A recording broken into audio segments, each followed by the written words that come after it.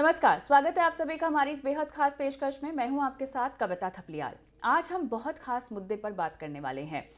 Cancer के इलाज के लिए हम जानते हैं कितनी मशक्क़त चल रही है और देश दुनिया में जो है इसका एक सीधा सा इलाज निकालने को लेकर तमाम मेडिकल एसोसिएशन हो, डॉक्टर्स हो, साइंटिस्ट हो, सभी लगे हुए हैं।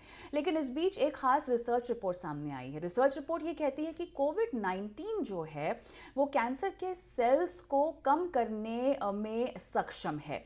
अब इस रिपोर्ट के क्या मायने हैं और जो कोविड-19 की हम बात कर रहे हैं, जिस पैंडेमिक की हम बात कर रहे हैं, इस महामारी की हम बात कर रहे हैं, उससे तो इतने लोगों की जानें गई हैं, उससे हमारी इम्यूनिटी जो है ख़त्म हुई है। इतना ही नहीं कि लॉन्ग कोविड के केसेस हमें अभी भी आते हुए देख रहे हैं। इन सब के बीच में कैंसर के सेल्स की बनावट को धीमा कर देना या उन्हें ख़त्म कर देना, इस तरह की जो रिपोर्ट सामने आई है ये वाकई चौंकाने वाली है। लेकिन इसके पीछे का तथ्य क्या है, मेडिकली इसको हमें कैसे समझना चाहिए और किस तरह के कैंसर ग्रसित स्टेजेस की हम बात कर रहे हैं जहां पर ये काम आए, इस पूरे मामले को समझते हैं। Doctor Sachin Trivedi, director medical oncology, HCG cancer centre Colaba, मेरे साथ जुड़े हुए हैं।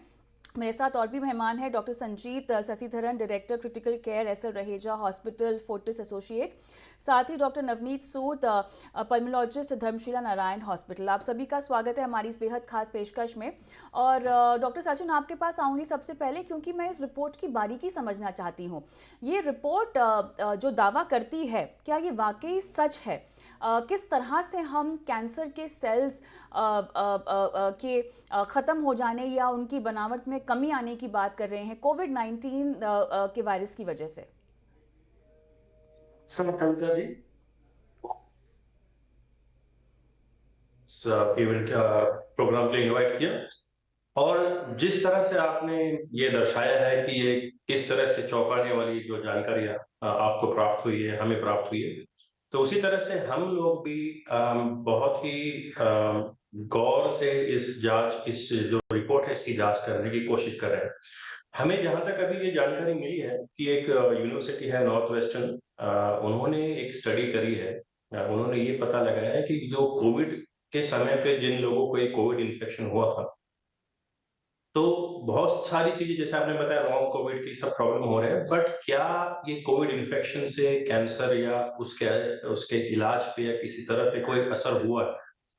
तो ये एक बहुत ही रोचक उन्होंने कंक्लूजन निकाला है कि जिन लोगों को कोविड हुआ था, शायद उनमें रिस्पॉन्स किसी तरह से बहुत अच्छा या उन लोगों के निस्बत जिनको रिस्पॉन्स नहीं था उनसे अच्छा हुआ है, या उन लोगों को जिनको कोविड नहीं था उनसे अच्छा रिस्पॉन्स हुआ। तो ये एक उन्होंने कंक्लूजन किया है। बट मैं आपसे एक बात कहना चाहता हूँ कि देखिए, जब मेडिकल साइंस में हम लोग जो जो भी चीज को कंक्लूड करते हैं, उसके पीछे बहुत समय का रिसर्च और बहुत इन डेप्थ एनालिसिस होता है। तो ये जो हमें रिपोर्ट मिली है ये प्रिलिमिनरी है, ये बहुत रोचक और एक्साइटिंग है। लेकिन मैं ये कहना चाहूंगा कि हमें पूरा जो आर्टिकल, पूरा जो इन्होंने ट्रायल किया है, पूरा जो पेपर है उसका इंतजार है। इस जस्ट प्रोग्राम के पहले मैं पबमेड और हमारे कुछ रिसर्च वेबसाइट्स हैं उन पे एक्सट्रैक्ट इनका पूरा निकालने की कोशिश कर रहा था। तो जैसे जैसे जानकारी आएगी वैसे वैसे हमें और पता चलेगा। बट मैं एक चीज आपसे कहना चाहता हूँ कि ये इट इज नॉट सरप्राइजिंग, ठीक है, क्योंकि इसका इतिहास हमें देखा जाए तो I specialise in treating cancer with biological therapies. उसमें इम्यूनोथेरेपी भी एक चीज होती है। और अगर ये हम कंफर्म कर देते हैं कि कोविड में ये क्षमता थी, तो ये बहुत बड़ा सरप्राइज नहीं होगा, क्योंकि किसी तरह से एक जो इम्यून सिस्टम जो शरीर का है, जिसको वायरस या कोई इन्फेक्शन एक्साइट कर सकता है, उसका मोस्ट लाइकली एक इफेक्ट हो सकता है कि वो कैंसर सेल्स पे भी अटैक करे। तो ये हम डिस्कशन के दौरान हम और इसके बारे में डिस्कस करेंगे, but I hand it over back to. मेरे ख्याल से एक एक फर्स्ट टेक लेना चाहिए सभी के साथ रिपोर्ट के बारे में।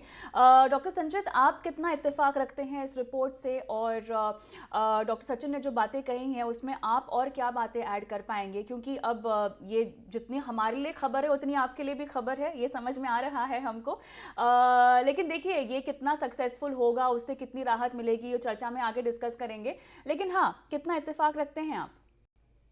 Yeah, so this is just the first study that has come in. इसमें खाली एक ही डेटाबेस आया है अभी तक, which have actually talked about the fact that ये viruses को हम यूज कर सकते हैं ताकि हमारे इम्यून सेल्स ट्रेन हो जाए कैंसर को खत्म करने के लिए।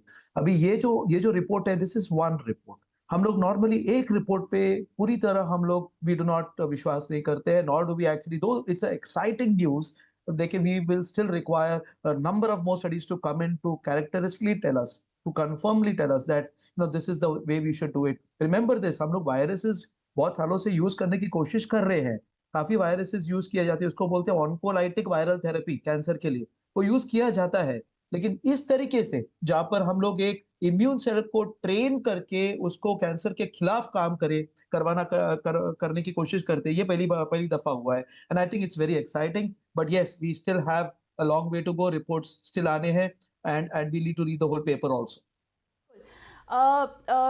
डॉक्टर नवनीत, एक तो आप क्या मानते हैं रिपोर्ट पर, और दूसरा अगर हम कुछ आंकड़े भी बताना चाहें यहाँ दर्शकों को, तो 2022 में करीब 14 लाख कैंसर के नए मामले भी सामने आए हैं। कैंसर से मरने वालों की संख्या भी लगभग करीब 10 लाख यहाँ पर बताई भी जा रही है। कुछ आम कैंसर्स हैं जो कि कॉमन है महिलाओं में, पुरुषों में, उनके भी केसेस ऐसा नहीं कि कम हैं, बढ़ते ही दिखाई दे रहे हैं। डॉक्टर नवनीत, अब हम जिस वायरस की बात कर रहे हैं, एक तो आप इसको कैसे समझते हैं इस रिपोर्ट को, और जैसा कि डॉक्टर संचित ने बताया कि इसको ट्रेन करके कैंसर के खिलाफ काम करने के लिए इस्तेमाल किया जा सकता है। अब तो पहला ही ड्राफ्ट है जो हमारे सामने आया है, हो सकता है इस पर और स्टडी की जाए और रिसर्च की जाए, आप सभी को ज़्यादा जानकारी होगी इसके बारे में। लेकिन अगर ऑलरेडी हम वायरसेस को कर ही रहे थे, अगर हम उन पर काम कर ही रहे थे कि वो कैसे कैंसर के खिलाफ काम करे, तो इसमें नया क्या है अब की बार फिर? देखिए, नया ये है कि ये चीज कोविड का वायरसेस के जो लॉन्ग टर्म इफेक्ट्स हैं वो तो अभी तक भी चल रहे हैं। इनफैक्ट जो ये तो आप थेराप्यूटिक इफेक्ट की बात कर रहे हैं। जैसे बाकी दोनों को पैनलिस्ट ने बोला, इस रिपोर्ट को अभी थोड़ा मैं ऐसे कहूँ तो with the pinch of salt ही लूंगा मैं अभी एट द इनिशियल लेवल।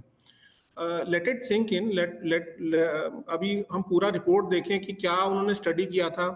एक रिपोर्ट को तो एज ए कोइंसिडेंस भी देख के चलते हैं हम। एक जैसे बाकी दोनों को पैनलिस्ट ने बोला था, एक रिपोर्ट या एक स्टडी को हम उतना इम्पोर्टेंस नहीं दे सकते हैं कि उसके बेस के ऊपर हम, और अब ये है कि उसके बेस के ऊपर आप स्टडीज और कर सकते हो। डॉक्टर सचिन ज्यादा बता पाएंगे मेरे ख्याल से। कोविड ने इम्यून मॉड्यूलेशन तो हमारा किया ही था बॉडी में। मैं तो पल्मोनोलॉजिस्ट हूँ, तो बहुत सारे पेशेंट्स हमने देखे थे, और बहुत सारी जो डेथ्स थी या मोर्टेलिटी थी वो प्राइमरीली कोविड वायरस से भी ज्यादा मोर्टेलिटी थी कि जो बॉडी का इम्यून रिस्पॉन्स कोविड को रिस्पॉन्ड करता था। तो वो एक प्रोसेस हो सकता है जो कैंसर को भी या तो वायरस खुद ही अटैक करे, या बॉडी की जो इम्यून रिस्पॉन्स था उस वायरस को वो भी अटैक करे। तो अभी बहुत ही इनिशियल फेज ऑफ रिसर्च है, और डिटेल में जाने की जरूरत है। और मेरे ख्याल से लार्ज नंबर ऑफ सैंपल्स भी चाहिए होंगे, मल्टी सेंटर जगह से चाहिए होंगे, एक सेंटर से नहीं हो सकता है। अलग अलग डेमोग्राफी वाले एरिया से अगर सिमिलर रिपोर्ट्स आती हैं तो फिर हम इस चीज को ले सकते हैं कि डेफिनेटली इसमें कुछ आगे बढ़ने की गुंजाइश हो। बिल्कुल, ये वाकई में कितना अमल में लाया जा सकता है, कितना काम करेगा, इस पर तो और भी रिसर्च करने की ज़रूरत है। लेकिन डॉक्टर सचिन, थोड़ा सा अब समझते हैं कि हम कैसे इस वायरस को ट्रेन करके कैंसर के खिलाफ इस्तेमाल जो है वो करवा सकेंगे। अगर हम ऐसा मान ले कि वाकई ये एक बहुत बड़ी पहल या बहुत बड़ी रिसर्च के तौर पर उभर के आती है, तो देखिए, हमने कोविड में देखा कि लोगों की इम्यूनिटीज़ जो हैं वो बहुत ज़्यादा ख़राब हुई हैं। लॉन्ग कोविड के केसेस अभी भी हैं। अब एक तरह से आप साइड इफ़ेक्ट से जूझ रहे हैं, दूसरी तरफ आपके अंदर एक ऐसे वायरस की वजह से ताकत आ गई है जहाँ पे कैंसर सेल्स का बनना धीमा हो जाएगा या उनको ख़त्म करने तक की क्षमता एक वायरस रखता है। आपके शरीर में बीमारियों के लिहाज से कैसे तालमेल बैठेगा? क्योंकि ऑलरेडी अगर हम एक कैंसर ग्रसित पेशेंट की बात कर रहे हैं, उसे अगर कोविड भी हुआ है तब भी उनकी इम्यूनिटी तो बहुत ज़्यादा सफ़र कर चुकी होगी, और अब ऐसे में अगर ये वायरस काम कर रहा है कैंसर के खिलाफ, तो क्या ये बाय डिफ़ॉल्ट उनके शरीर में काम करना शुरू कर देगा, या जैसा डॉक्टर संजीत ने कहा कि इसको ट्रेन करना पड़ेगा और बाद में इंड्यूस करना पड़ेगा? टेक्निकल सवाल समझने की कोशिश कर रही हूँ मैं आसान भाषा में, ज़रा बताइएगा।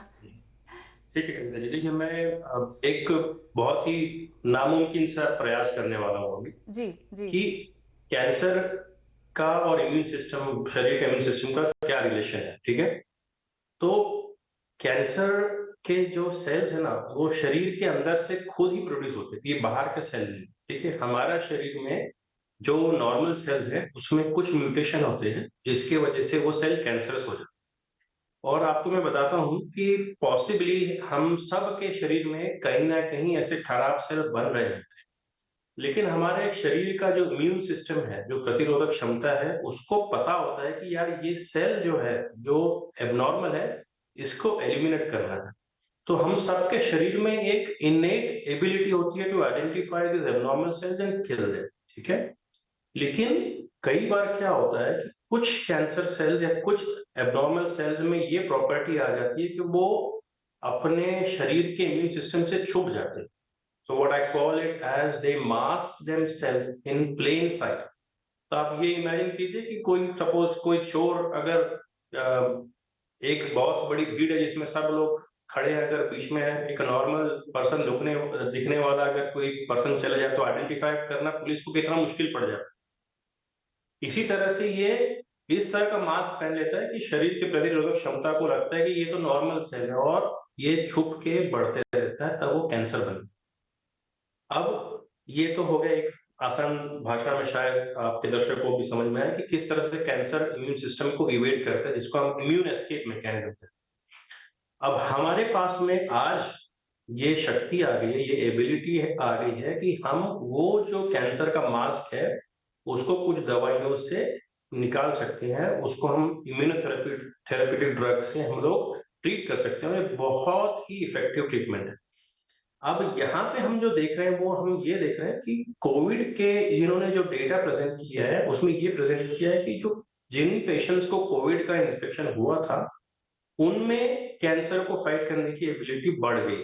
ठीक है, बट ये चीज जो है ये प्रिलिमिनरी है, इसको एक डेटा में रन करके पता करना पड़ेगा कि मल्टी सेंट्रिक ट्रायल में ये सही में मुमकिन है या नहीं। इसके दो तरीके, एक तो बायोलॉजिकल अंडरस्टैंडिंग। तो जैसा मेरे दोस्त ने कहा कि डायरेक्ट वायरस अटैक कर रहा है, इसकी संभावना कम है, लेकिन कोविड वायरस ने हमारे बॉडी के अंदर एक साइटोकाइन स्टॉर्म जैसी सिचुएशन क्रिएट की थी। मतलब कि immune system over active hyper drive में चले गया था, जिसकी वजह से लंग डैमेज होते थे। वो ओवर एक्टिव इम्यून सिस्टम शायद कैंसर सेल्स पे अटैक कर रहा है। ठीक है, ये इनका कंक्लूजन है और ये डेटा जैसे जैसे आएगा we will refine it and we will be able to tell. But आपको एक मैं चीज बताता हूँ कि ये मैंने शुरुआत में कहा कि बहुत बड़ा आश्चर्य शायद नहीं होगा, क्योंकि ऑलमोस्ट 100-125 साल पहले 1896 1890 इतने साल पहले एक एक्सपेरिमेंट हुआ था जिसको कहते थे कोलीज टॉक्सिन। कोलीज टॉक्सिन से पेशेंट्स जिनको कैंसर हुआ था उनको कई फायदा पड़ा था। वो कुछ नहीं था, वो बैक्टीरियल इन्फेक्शन का इंड्यूस करा के वो इम्यून सिस्टम को ओवरड्राइव करके they are trying to do it. तो एक तब से हम लोग ये कोशिश कर रहे हैं और मेरा अनुमान ये है कि अगर ये इतना इफेक्टिव ट्रीटमेंट ये सही में अगर इतना इफेक्टिव है तो हम लोगों को सिर्फ एक ही चीज करनी है कि जो 2-2.5 साल जो कोविड वेव चला था उस समय कैंसर का इंसिडेंस पूरे दुनिया में कम हुआ था, ज्यादा हुआ था या स्टेबल था। अगर सच में वायरस इतना इफेक्टिव है तो we will be able to see the data कि कैंसर का जो इंसिडेंस है वो कम हुआ था। तो ये 2-3 चीजें हैं, बट ये देखिए ये डेटा बहुत एक्साइटिंग है, इसको रेप्लिकेट करना है या कैसे करना है, this is a next thing, but we will have to wait for more detail report. शायद मेरे मित्र कुछ ऐड करना चाहते हैं डिटेल सर्विसेज। संजीत, आप कुछ कह रहे थे? Yeah, correct. So, ji. so it appears that this kind of therapy would definitely be something that the future would hold. There is no doubt about it. I mean, ये एक एकदम ही नया therapeutic possibility है। ये अब जो भी advance cancers है जो रिस्पॉन्ड नहीं करते हैं कीमोथेरेपी को, हम लोग जनरली उनको इम्यूनोथेरेपी देते हैं, मतलब 30 to 40% ही उसकी रिकवरी होती है, उससे भी कम रादर उसकी रिकवरी होती है। But then future drugs, future vaccinations, ये सब ये माध्यम यूज करके, ये टेक्निक यूज करके, जहाँ पर हम कैंसर फाइटिंग मोनोसाइट्स बनाएं, कैंसर फाइटिंग मोनोसाइट्स बना के हम ये कैंसर को we could actually work against these particular cancers. I think the future is very bright when it comes to cancer therapy and this kind of mechanism, which is kind of a very new therapeutic possibility. हाँ, लेकिन doctor Sanjeet, ये सभी को आप नहीं दे पाएंगे मेरे ख्याल से। अभी तो खैर क्योंकि रिसर्च होना बाकी है इसके ऊपर, किस तरह से इसको ट्रेन किया जाएगा, इंड्यूस किया जाएगा, किस तरह के कैंसर पे ये कितना काम करेगा, किस तरह की उम्र के शख्स पर ये कितना काम करेगा, मेरे ख्याल से और भी डिटेल आना ज़रूरी है। लेकिन अब तक की जो कैंसर थेरेपीज़ होती हैं, तरह तरह की थेरेपीज़ दी जाती हैं, उनमें कहाँ कहाँ कैसे कैसे कैंसर सेल्स पर असर होता है, ज़रा इसके बारे में हमको बताइएगा। क्योंकि मेरे ख्याल से अलग अलग तरह के कैंसर्स के लिए क्या अलग अलग तरह की थेरेपीज़ होती होंगी, या सभी के लिए एक जैसा ट्रीटमेंट है जो दिया जाता है? कैंसर अपने आप में एक बहुत ही हेट्रोजेनस डिजीज है। मतलब कैंसर एक जैसा इन्फेक्शन है मलेरिया का, उस टाइप का नहीं होता। कैंसर कई प्रकार के होते हैं, और आज हम लोग जो प्रैक्टिस करते हैं वो एक highly personalised precise medicine practice करते हैं। कैंसर के जेनेटिक मेकअप और वो कहाँ से उसका उद्गम हो रहा है, उसके हिसाब से ट्रीटमेंट ऑप्शंस चेंज। कुछ जो 4-5 मेन फैमिलीज ऑफ ट्रीटमेंट या cluster of type treatment options है, उसमें है पुराना सबसे है कीमोथेरेपी, जिसमें हम डिफरेंट टाइप्स ऑफ मेडिसिन मिला के कैंसर को किल करने की कोशिश करते हैं। दूसरा होता है एक रेडियोथेरेपी, जिससे हम रेडिएशन यूज करते हैं। और जो सबसे क्लासिकल और सबसे अभी भी आज मैं कहूंगा, मैं मेडिकल ऑन्कोलॉजिस्ट हूँ, but I will tell you कि most effective part of cancer treatment is surgery, if surgery is possible. जब सर्जरी पॉसिबल नहीं होती है, ये सारी चीजें यूज करते हैं।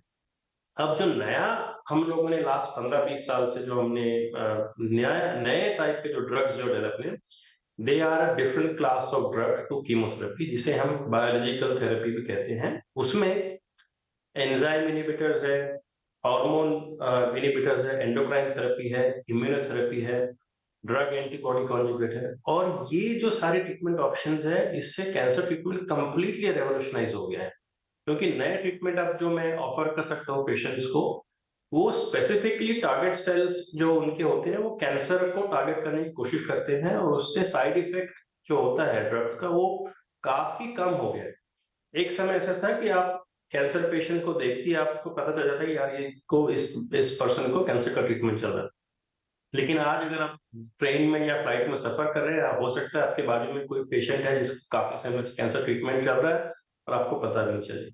तो हम लोग एक बहुत ही we are at a very different era when it comes to management of cancer.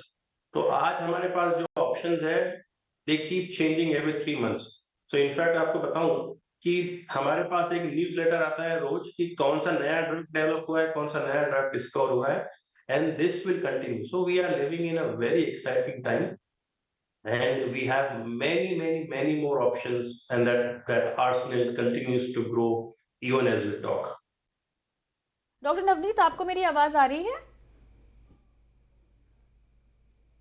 Doctor Navneet जी आ रही है। जी, तो हम तो रिपोर्ट पर बात कर ही रहे थे, लेकिन क्योंकि आप भी हमारे साथ हैं और ऐसे में भारत में ही नहीं, हम देख रहे हैं विदेश में भी इस वक्त कोविड को लेकर कुछ केसेस सामने आते हुए दिखाई दे रहे हैं। अब देखिए, ये तो वायरस है, ये तो अपने आप में रूप बदलता ही रहेगा, हम देख रहे हैं वो होता ही रहेगा, कभी इसकी इंटेंसिटी बढ़ेगी, कभी इसकी इंटेंसिटी कम होगी। फिलहाल का स्वरूप कोविड को लेकर आप क्या कहेंगे जो हो रहा है लोगों को?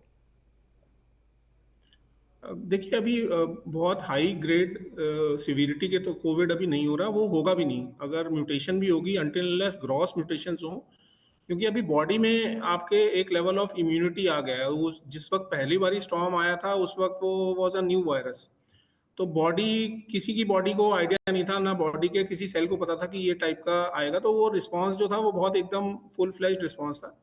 अभी आप जो वैक्सीनेशंस भी अब आप देते हैं, ये भी आप एक सॉर्ट ऑफ, आप अगर कहेंगे तो ये इम्यूनोथेरेपी है जो डॉक्टर सचिन ने बोली थी। तो वैक्सीनेशंस जो कोविड की भी हुई हैं वो भी एक इम्यूनोथेरेपी आप टेक्निकली कंसिडर कीजिए उस चीज़ को भी।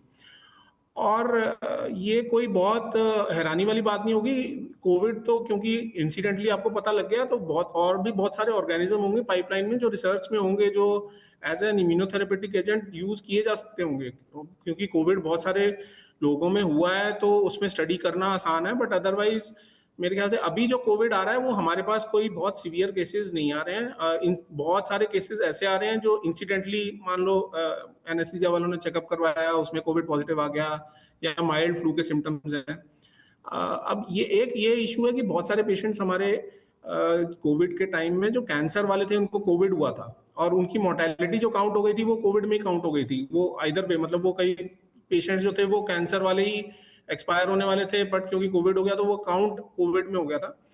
अब उस चीज को डिटेल में जाना कि वो क्या उसको मैनेज किया, क्या नहीं मैनेज किया, उसने कोविड ने कैंसर को कैसे मॉडिफाई किया, या कैंसर ने कोविड को कैसे मॉडिफाई किया, वो एक डिटेल स्टडी की इशू है। अगर ऐसी रिपोर्ट्स आ रही हैं, और कोविड तो आप ये लेके चलिए, कोविड खत्म नहीं होगा। कोविड अब एक आपका नॉर्म है, जैसे बाकी फ्लू के आप वैक्सीन लेते हो, कोविड के वैक्सीन चाहे ना भी लेने पड़े क्योंकि बॉडी आपकी वैसी टाइप की नहीं है, बट ये एनवायरनमेंट में आपके रहेगा कोविड। मतलब अभी एटलीस्ट फॉर शॉर्ट टर्म, या 5-6 साल 10 साल तक, तो जब तक बिल्कुल खत्म नहीं होता तब तक आप ये सी कि आपको इस चीज की एक्सपोजर रहेगा ही कोविड का।